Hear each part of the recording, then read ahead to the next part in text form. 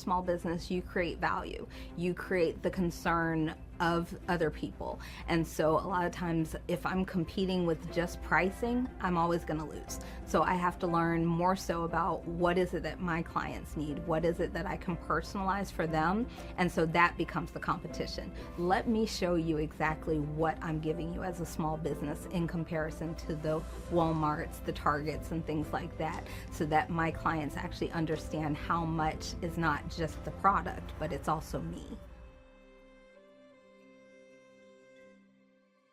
Hi, my name is Angie Boyd and I'm the owner of Sincerely Beautiful. I'm a trichologist, which is someone who specializes in hair loss. I consider myself a small business, but I am a business of one. As a minority owner, a lot of people call us entrepreneurs or solopreneurs. I definitely was inspired about 20 years ago to start doing hair, but the last 10 years I specialize in hair loss. A small business allows you to kind of work for yourself, by yourself, but you never are in it alone when you're doing it because you have your clients that actually keep you going. I started doing this part of my business, especially on the small business form, because a lot of the large corporations were not servicing our Black and brown people and learning about themselves and the things that they could do with their hair. So I decided to kind of branch off on my own, and so now 24/7 I am in what I do. This is my purpose, not only as a business owner, but also just helping people individually.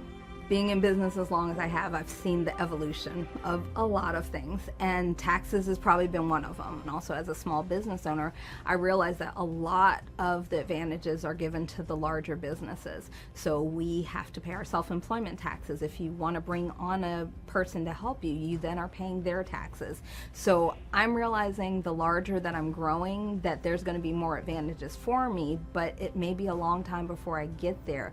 And so when you talk about tax fairness, as a small business, a lot of times I'm scared that I'm never going to see that fair trade for what you actually give up.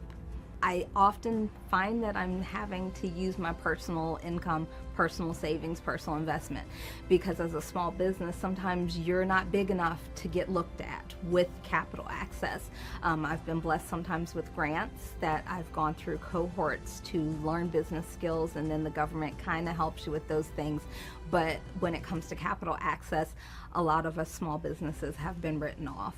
I think after the pandemic, we all had that fear of how we're going to make it. And so programs did open up, but people who had integrity like me, I didn't qualify for most of those programs. So for me, capital access, it's hopefully going to be around soon, but I think definitely our government needs to do more looking at the real small businesses, not the businesses that consider themselves small and they actually have a team that's behind them or investors that's behind them. Sometimes the term capital access is just something that's not being used correctly.